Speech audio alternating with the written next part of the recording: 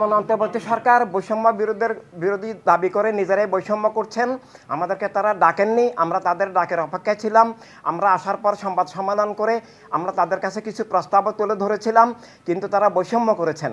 তারা কেবলমাত্র কিছু উগ্রবাদী জঙ্গিবাদী তাদের সমর্থক দল নিয়ে সংলাপ করে বিভিন্ন ডিসিশন নেন।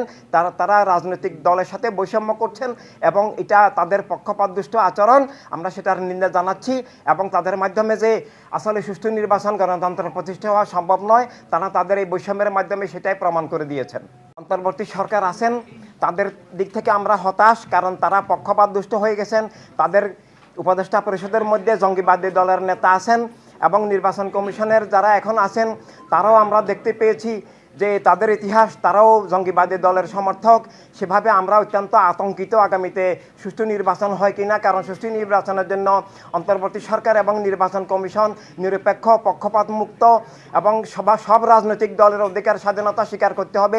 সবাইকে রাজনৈতিক ময়দানে কাজ করার, নিজ নিজ আদর্শ তুলে ধরার সুযোগ দিতে হবে এবং দেশে কথা বলার, কাজ করার মতো জীবনের স্বাধীনতা, রাজনৈতিক দলের স্বাধীনতা, নিরাপত্তা থাকতে হবে এবং সেটা বর্তমানে নাই। তাই আগামী নির্বাচন সুষ্ঠু, নিরপেক্ষ, নিরাপদ হবে কিনা আমরা খুবই আতঙ্কিত, আমরা খুবই সংশয়ের মধ্যে আছি।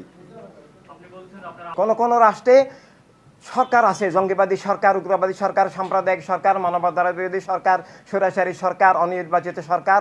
এই সরকার আর রাষ্ট্র এক বিষয় নয়। সেই সরকারগুলোর বিরুদ্ধে, সরকারের অন্যায়ের বিরুদ্ধে আমরা অবশ্যই ছিলাম, আসি, থাকবো। ইন্ডিয়াতেও আমরা সরকারের অন্যায়, জঙ্গিবাদী আচরণ, বর্তমানে এই যে ওয়াকফ সম্পত্তি নিয়েও সেখানে অন্যায় চলছে। আসামে 40 লক্ষ মুসলিমের নাগরিকত্ব বাতিল করা হয়েছে। আমরা ইনসানের বিপ্লব, আমাদের কাছে অনেক ডকুমেন্ট আছে। আমরা ইন্ডিয়ান বর্তমান বিজেপি সরকারের অন্যায়ের, অবিচারের, সাম্প্রদায়িক অনেক অবিচারের বিরুদ্ধে আমরা অনেক প্রোগ্রাম করেছি। প্রেস ক্লাবের সামনে আমরা মানববন্ধন করেছি, এখনও আমরা করে যাচ্ছি। সেটা শুধু ইন্ডিয়াতে নয়, বাংলাদেশেও একই সাথে। ইন্ডিয়া, বাংলাদেশ সব জায়গায় মানবতার পক্ষের অনেক ভালো মানুষ আছেন। আমরা এই মানুষগুলোকে এই সাম্প্রদায়িক, জঙ্গিবাদী, উগ্রবাদী, হিংস্র রাজনীতির থেকে মুক্তির জন্য, মানবতা রাজনীতির পক্ষে ঐক্যবদ্ধ হওয়ার জন্যই সমাধান হিসাবে তুলে ধরেছি।